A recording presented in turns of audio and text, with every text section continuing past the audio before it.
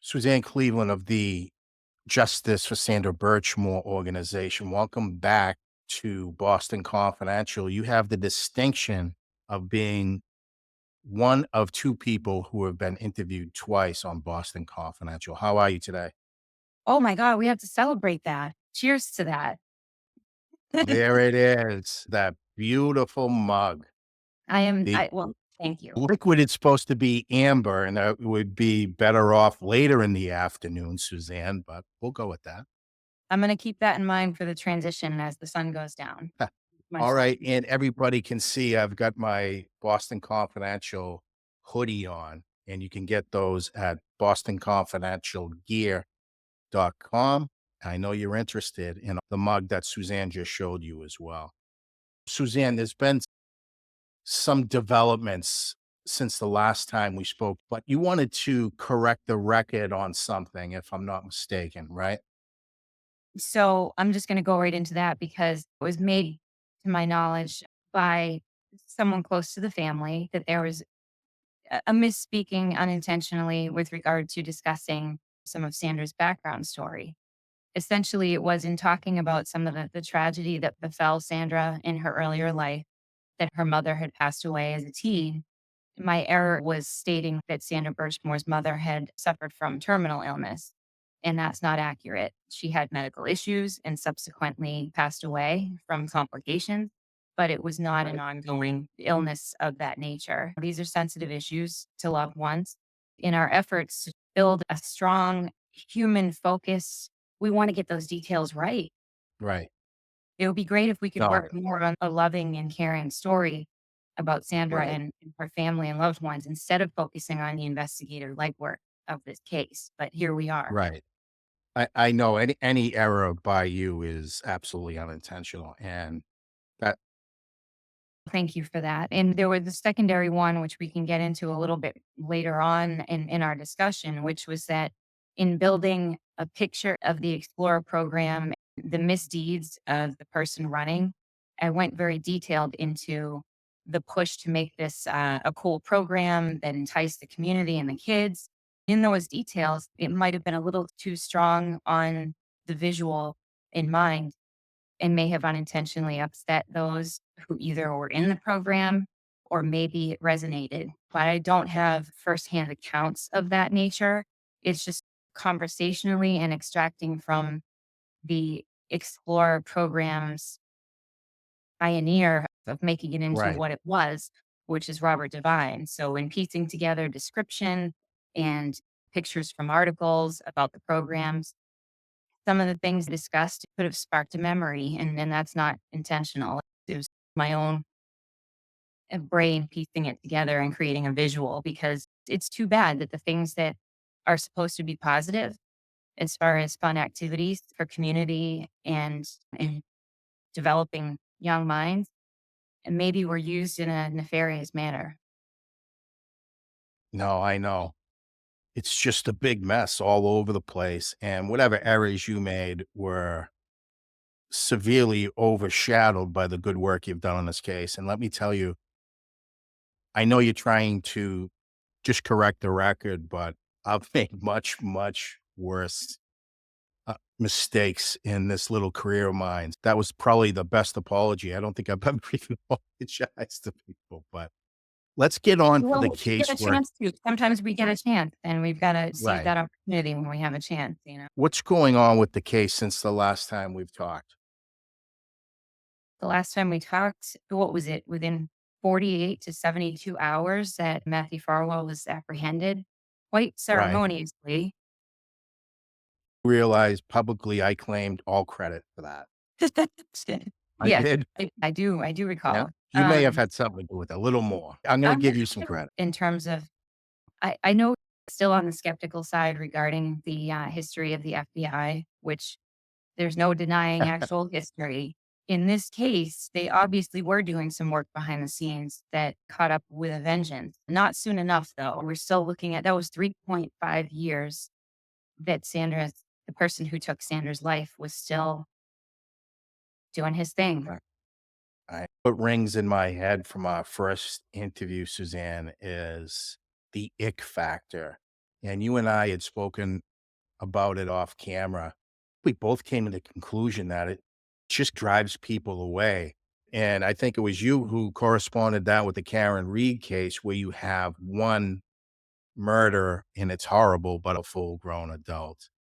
And here we have something entirely different with the sexual abuse, the grooming, and then the homicide. We think it drives people away from the story a little bit. Still accurate? No doubt it does, because it's just one of those realities that not only is it difficult to grasp, but no one should.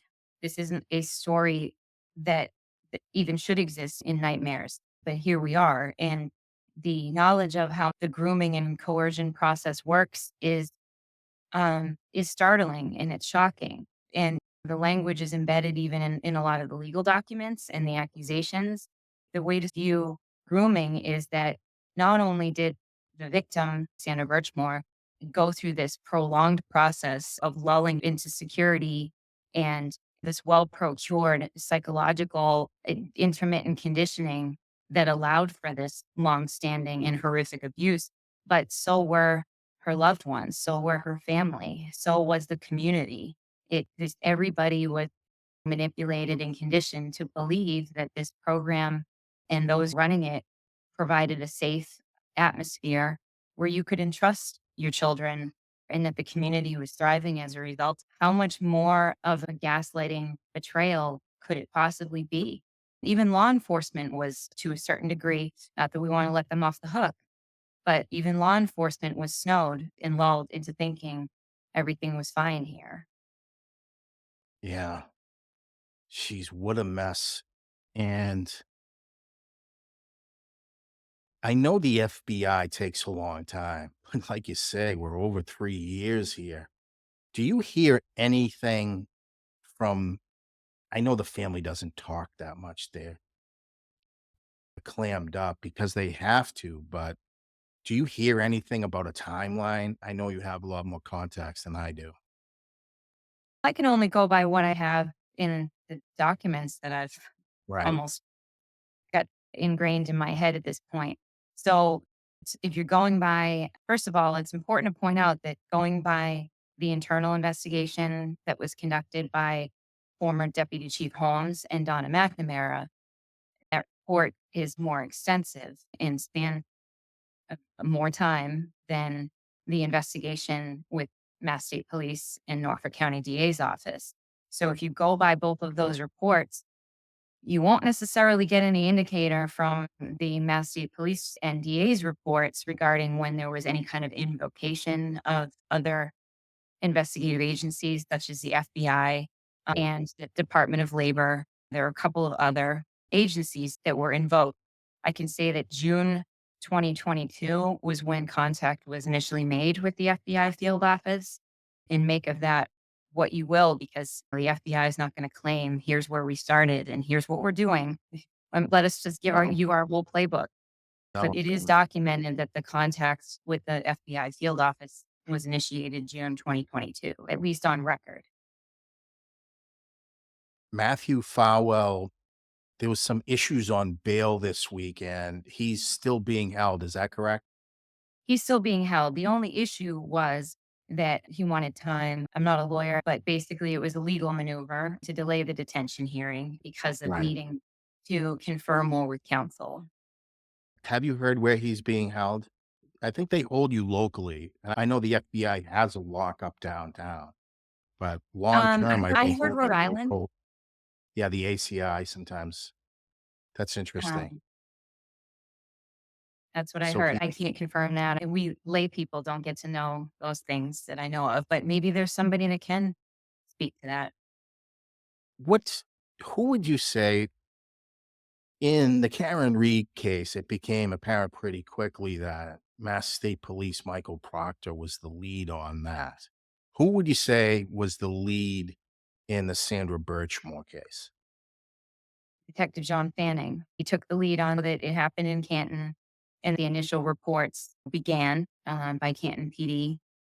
He was there within hours. Yes, he's lead on the case. Now, The way it usually goes, and it went in this case, is the local police will respond initially to the crime scene. They'll find the dead body. If there's medical efforts to save the person, they'll take them away. But if there's obvious death, the crime scene will mostly stay right where it is. And who were the Canton cops that originally arrived on scene? Do you remember? I'm gonna go ahead and look at the reports again. You remember everything about this case. I wanna get it right. So the first responding were Officer Cotard and Officer Yeaton. Brady and Cotard were the first on scene, and then there was a call into the department to let their supervisor know. That's where Sergeant Lang comes into play, is that the call was He made. responded to the crime scene in Canton, Sanders' apartment, right? He did, but I think it's important to point out that, before he was at the crime scene, while he was en route, he was on the bat phone at the DA's office. I know it's not called a bat phone. Sounds cool, though. Lank arrives. He's at the crime scene. There's several other Canton police officers there. And the reason I'm going down this road is because the crime scene management was horrendous, wasn't it? That's an understatement of the century. Horrendous and mischaracterized, described incorrectly. Right. More officers came in because it's obviously not a casual scene. It's not a, okay, the officers who were originally on scene, they weren't dismissed to leave and go on with their day. More officers were called in to secure the hallway, the parking lot. I don't know, but anything but actually be in the room, because that's where the real detectives do their work. So the reports are spotty. A couple more Canton officers come in. Detective McCourt is one. Officer Brady and I'm sorry, Officer Yeaton was added to the scene. And this is just an all hands on deck type of situation. What is remarkable or unusual is the change of who was in the room or who was adjacent to the scene during the course of this. It seems to me that kind of the first on scene were told, go guard the parking lot or go guard the hallway, that the, the, the real detectives are in here. And that's where things start to get a little bit shady. The paramedic that came in pronounced Sandra deceased. That was pretty evident. But in the Mass State Police reports, it goes so far as to say that the paramedic pronounced her deceased by suicide as a part of definition to say, here's why we didn't take any life saving measures. It was very evident. Okay, that's fair. But at what point did a paramedic become an on scene medical examiner? Exactly. So that's one Exactly. that I noticed in the report is that, and it does say by Sergeant Mike Lank that while he was en route to the scene, he was communicating with Norfolk County DA. So before anybody could do anything else, their crack team was coming in. At what point with those investigators would it have become apparent that a Stoughton police officer was involved with Sandra on a romantic level? When do you think is the earliest they could have known that? It's hard to say. Is that by intent or by design? That it's hard to say. It does say in the Canton Police report that Sergeant Lank was able to access video footage with the assistance of property management within the 24 hours of being there. Some of these reports are amended or fixed later. There's a gap between February 4th and February 6th in the reports. But by all accounts, within the first 48 hours, Sergeant Lang was privy to looking at the video access in the Right. apart. That doesn't mean the video access was seized. It doesn't mean they gathered it. That would come a little bit later. And that's where they would be adding more detectives to help with that process, including Detective Kevin Albert, who assisted with the So one of the things that jumped out at me, and Michelle McPhee came up with this as well on X, is that there was a clump of hair in a locket, a necklace, or something like that on the floor.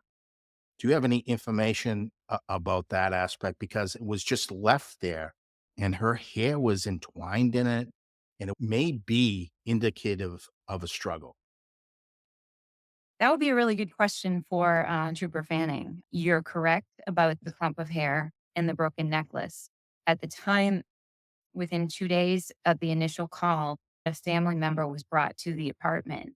I don't know exactly what for, maybe to gather some belongings, maybe to provide some insight, but it was the family member who noticed and pointed Detective Sanning towards, "Did you that's her necklace. Did you see this necklace? How did you guys miss this?" I um, I don't know the exact words, but the response is somewhere in the report. Holy shit, And Suzanne. his response to embedded in his report terminology is that was just a part of the overall room being unkempt and cluttered and the cats running around as part of the scene. Two things stand out to me and infuriate and disgust me in Detective Fanning's description of her room. He described it as unkempt, cluttered, untidy. It's almost like just, yeah, why don't you just shame this poor victim even more? He says he didn't see drag marks or anything on the walls, punch, scratch, anything like that, as if that would have been necessary to harm a 4'11" petite young woman who felt some degree of security and safety with monstrous human being that came in with Right. malice to do what he did to her. He was Uh, well over 6 feet, correct? 6'4", well over 200 pounds, highly trained, both as a military person and police officer and detective. So let's not play it off that there was any kind of mutual aggression is absolutely absurd. For him to describe the scene as cluttered, nothing remarkable, just basically shit everywhere. Also, the fact that the bed, there was a partial fitted sheet being pulled over the bed, her glasses on the bed, and the box spring exposed. Did you think to look in the washer and dryer where she was actually most likely doing her bedding and was in the process of changing it? Instead of actually doing that legwork to figure out 2 things. One, that she wasn't being a messy, poorly, home maintaining disaster. She was in the process of Right. cleaning, which is very unusual for somebody who is suicidal, right? To actually have laundry going. Um, How quickly, Suzanne, did the police get to Farwell?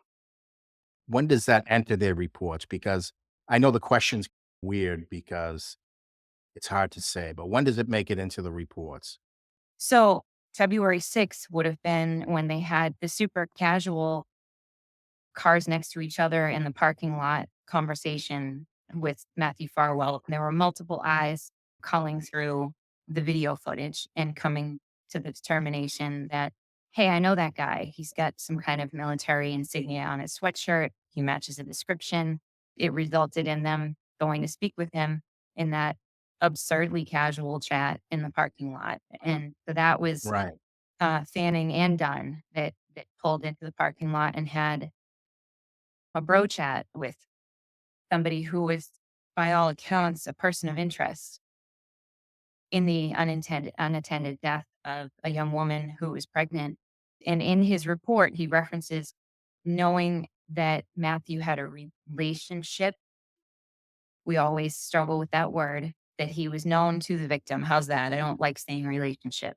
That Right. he was known to the victim and that several people had reached out to the DA's office to say, this guy was involved with her and she says that she's pregnant with his child. That was between February 4 and February 6. Knowing that there was a known something or other between the victim and Matthew Farwell, and that people had contacted them to say, hey, you might want to look into this guy. She says she was pregnant with his child. That's what resulted in the February 6th conversation. Not come into the station. This is really serious. We need to talk to you. But we don't want to jam up your whole day. Let's just pull into an elementary school parking lot. How are the state police gonna explain that? They I was didn't thinking have, about this I was thinking about this the other day. I'm not sure if this case is gonna go to trial. They may offer him a deal, and he'd be a fool not to take it. But if this goes to trial, how did the state police survive this with Fanning on the stand doing the car-to-car interview over what increasingly should have been apparent to them that it was a murder investigation?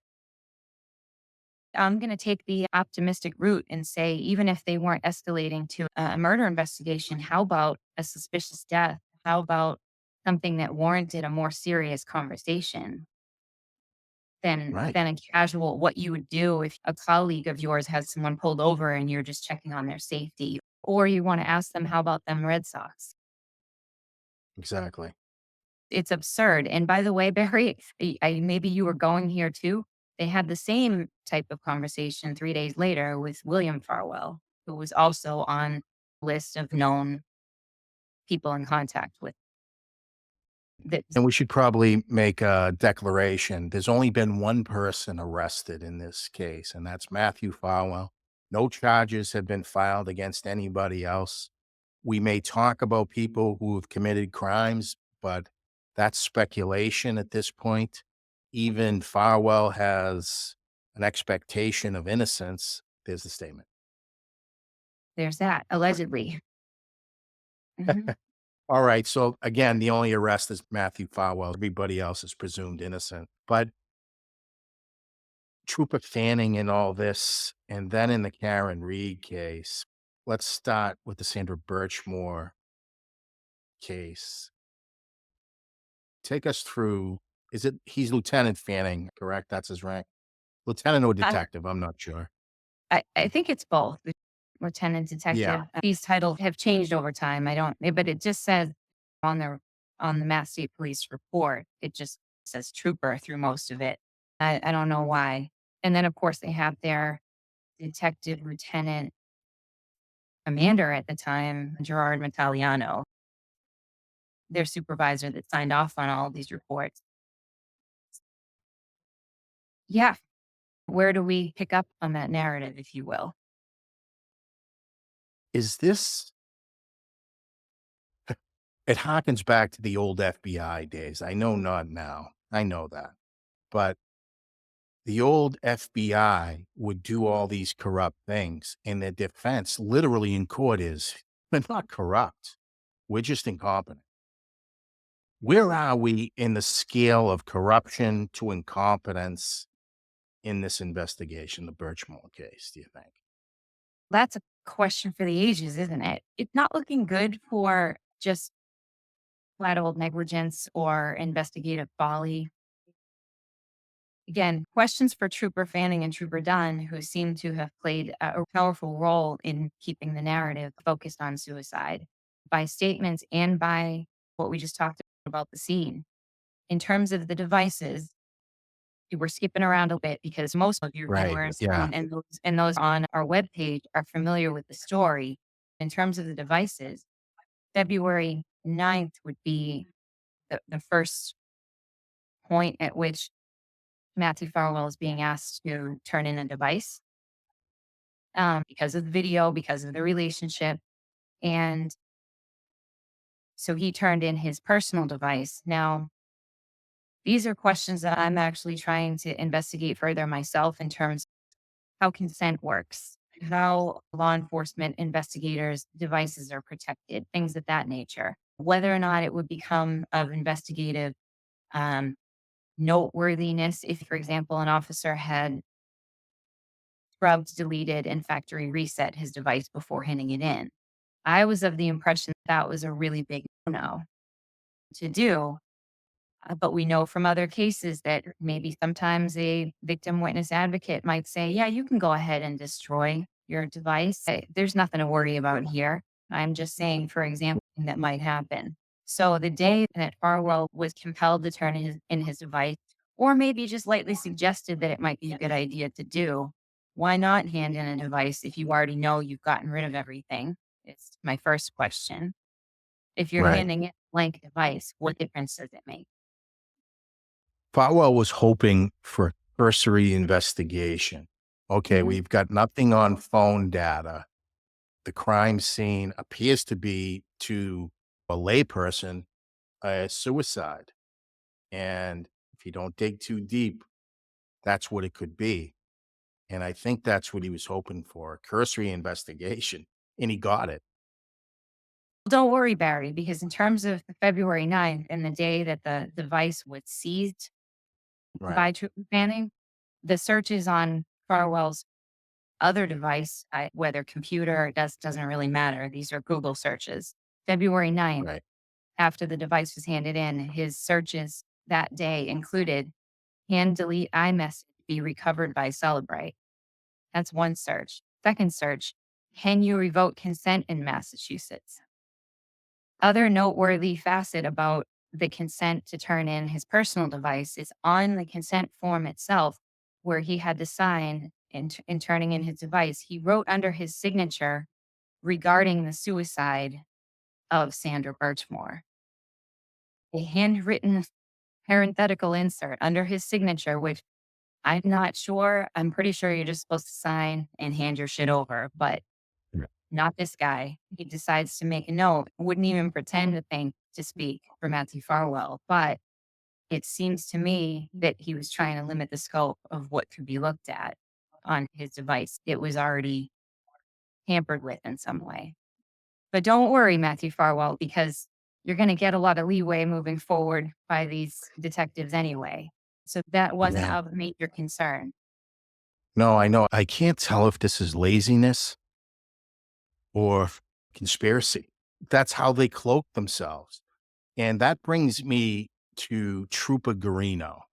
Trooper Garino is nationally known for missing in the Karen Reed case, the infamous How Long to Die in the Cold on Jennifer McCabe's device. She had Googled that. Garino missed it, and subsequent investigators found it. And something similar happened in this case. Am I right? Well, when you say Trooper Garino missed it, all I can think of is Office Space, where the managers call what's his name in to say, "I see you've been missing a lot of work," and he says, "I wouldn't say I've been missing it." It almost seems like this is so comically absurd to Garino not missing by way of being a failure at his job, but in some way either being told, "We're not looking for A, B, C, or D." This is a conspiracy theory, and I'm going to label it as such, but maybe this is the way cases are fixed in the 21st century. The trooper wants the case to go one way. Maybe a trooper proctor, maybe another trooper in this case. And they know in the 21st century, it's all about data. If they could have their guy from the state police miss the data, it changes the whole trajectory of the case. And that's what's happened in these 2 cases, one right after another. Trooper Garino missed thousands, from what I'm reading, 3,000 text messages in the Birchmore case alone. Is that right? Oh, you're rounding down a little bit, 37,000. I round down.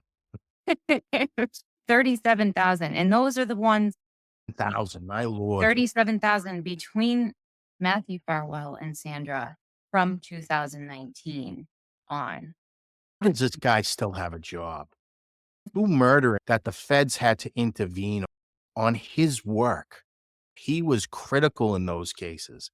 How do these people still have jobs? If this was a private business, he'd be looking for work right now. I mean, Beyond it would be if it were a project and stuff like that happened, it could cost millions. In this case, it's casually costing lives and the well-being of many and the safety and security of the general public. No big deal. Keep in mind, Barry, that when we're talking about the device that Matthew Farwell consented to turn in on February 9th, that's one device. Fast forward right, to April 26th, which is when his actual work device is turned in. There's obviously a gap in between the seizure of right. a secondary device. And And he hit factory reset on his personal phone, and that's correct. he said he deleted everything before handing it in. Yeah, He said he deleted everything in that casual parking lot conversation. I was done with right, her. I deleted her on all types of right, media. What they weren't banking on, and I say they, inclusive to Farwell and the investigators, is that Sandra had a device of her own that was backing up communication. right. The retention of her devices is suspect because her device was not, to my knowledge, was not in the apartment. And when you look at the reports, it says an iPad was seized by that was Sandra Birchmore's personal device. It says was turned in by blank and was found at, so everything's, it was either in I speculating a little bit, either in a vehicle or maybe in her classroom at the school. It wasn't something that Right. they when they were doing their piss poor investigation of the apartment. But I would have had we have a new superintendent of the Massachusetts State Police. He came in here from New Jersey. I believe his last name is Noble. If he wanted to restore confidence in the Massachusetts State Police, he should have held a press conference at the Norfolk District Attorney's offices or on Dedham District Court and say, listen, we're investigating everybody in this agency. We're going to review their professional training because their level of professionalism is just so bad. I'm thinking to the trial, if there's a defense here, it's going to be a brutal defense against Sandra herself and the Mass State Police. And that's what happens in these cases, right? When you do such a shitty job, it just jeopardizes everything, and everyone else is going to come in and bail your ass out. So I'm vexed if this is conspiracy or just a clown show. That's the one question, really. I'm going to read to you one line in the Brian Holmes McNamara report, which speaks to them getting on the same page about where they're at in the investigation. It addresses Fanning has Sanders' device that was turned in. He's looking into it. I didn't know that he was a tech expert, but he's got her device and is looking into it. He's aware through extraction of the iMessages and other media that there is this terabyte of terrible communications and Right, sits on that. I don't sit on's the right term for at least 6 weeks. If it were me just doing a cursory look, downloading it and trying to, within one or two lines, I'd be staring slack jawed. Holy shit. But this right, guy extracts all of that, tucks it away, puts it in a Faraday bag and says, you know what? I'll circle back to Holmes when I get a chance. That's an important detail. So then if right, you fast forward to they all get together to have a strategy meeting, a cooperative agreement. It says in the internal investigation on Friday, July 30th, 2021, you and I, he's referring to McNamara, met with the district attorney, the first assistant district attorney, Sergeant Fanning, Lieutenant Metaliano, and Trooper Matt Dunn of the Mass State Police. When you scroll further down the entire paragraph, yeah. So when they sat unbelievable. at the table in the old Canton office and discussed this holy shit amount of data Fanning now had, as well as the other investigative anomalies, we'll just call them that. They all sat down and said, this is where we're just gonna stop the process and keep going with that suicide narrative. All evidence be damned. I'm being largely speculative. But what did they talk about in that meeting? What kind of shots were being Yeah. called by the Norfolk County DA in that room? When did their case come to a conclusion, and what was the final written conclusion of their reports? Or are you talking about the Mass State Police in cooperation with the DA's office, or are you talking Yeah. about Stoughton Police? Yeah, the state police, because they'd be filing charges or not. So, yeah, the state police and the district attorneys. So that was August 21st, 2021, when the Mass State Police wrapped up their report and submitted it. Gerard Mataliano, the commander on this case, who buttoned it up and submitted everything to the Stoughton Police as part of their ongoing internal. And then subsequently, interesting facts that I'm trying to figure out what it means, if anything. What, if anything, this means. Italiano retired about 75 days after. Man, they just seem wholly committed to shitty investigations. And if you're a defense attorney in Norfolk County and Trooper Garino has done any examinations on your client's phones, you're going back to court on that. I can't believe they don't move him out of his specialty. To the best of my knowledge, he hasn't been moved out. He's still examining phones, and he missed almost 40,000 text messages with no explanation from the state police. They No they just explanation feel other. like they don't have to explain anything to the taxpayer. It's just basically the middle finger. I'm hoping this colonel does something different, but I'm not optimistic. Are you optimistic with this colonel for any type of change? What I would say is maybe a bright spot it is that it's new blood from another state. This isn't somebody who Yeah. is at the same golf course at the same function. I Right. know this isn't exactly a term of endearment, but I refer to the same people going into the same fundraising events for Michael Morrissey as he's running again for the same role. I call them the bottomless martini crew. Right. Into these fancy dinners without any I I can't speak to all of them, but you're driving by us, standing out and demonstrating with pictures of Sandra Birchmore held up as they drive into their fancy dinners to Yeah. go ahead and give more checks to Michael Morrissey. How do you sleep at night is a question that I would have for all of them. Yeah. I don't know. The governor's been largely silent on this, and I guess she's appointed this new colonel, so we'll see where it goes, but I'm not hopeful. Where do you see this case? Where's Birchmore going next? I think Farwell had that bail issue, and I think then it'll be discovery at some point, right? There's going to be some discovery even going into next week because there are two post commission adjudication hearing, respectively, for William Farwell and Robert Devine. That's Monday and Tuesday. Now, I get that you said right now there's only one person with charges, but we can speak to the fact that there are scheduled adjudication hearings for both William Farwell and Robert Devine. And there's going Right. to be discovery in both of those. I think both hearings are a pushback on whether or not the discovery is correct or relevant or actually does Right. result in decertification. Because as Barry, I know this is much to your lament, get Robert Devine decrying that he did not use the name Marty Riggs in his social media communications.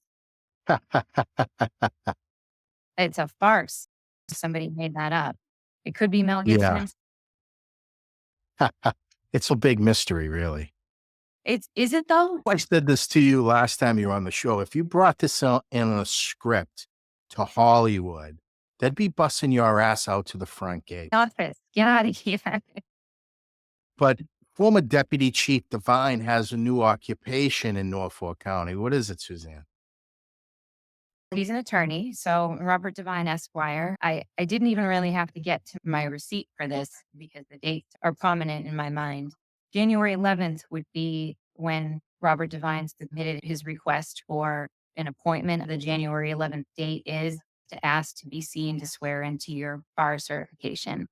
And there's an agreement and appointment issued. So January 11th, that communication was had.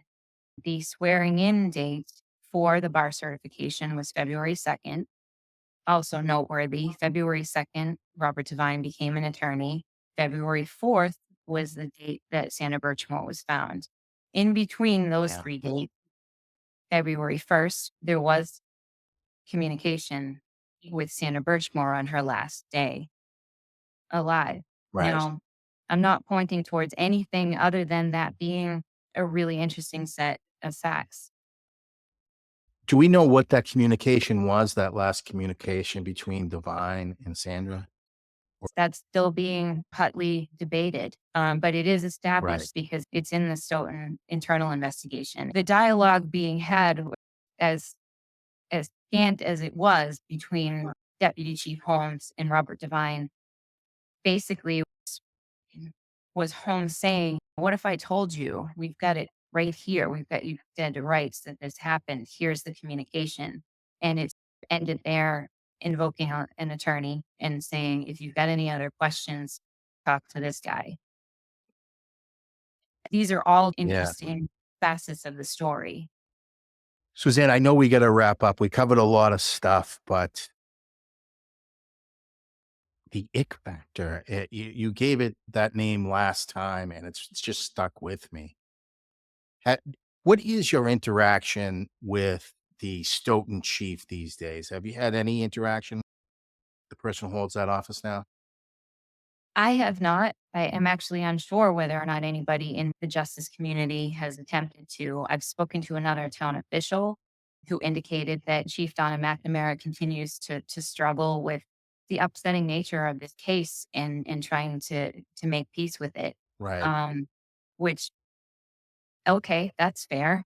right, If I were to talk to Chief Donna McNamara, I would ask, "What is your game plan? What is your strategy to check on the rest of your officers?" And I don't mean that in a way to suggest that any one of them did anything wrong, but how right, about the level of potential disturb or upset right, that could be incurred by any officers just by way of some type of proxy or just awareness? It's a terrible thing to live with.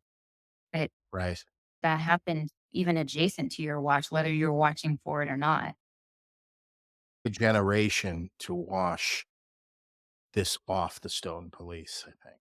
But logistically, what is being done, you know, not to go on a rescue all of the officers tangent about that, but wouldn't you think they'd need some mental health care or sort of checkups to make sure that they're moving Yeah, forward with their own safety in mind, as opposed to looking over their shoulders for some type of retaliatory backlash, or just the knowledge that your serve and protect is a little blemish on it because somebody was treated horribly and there could potentially be others whose stories are not even resolved yet.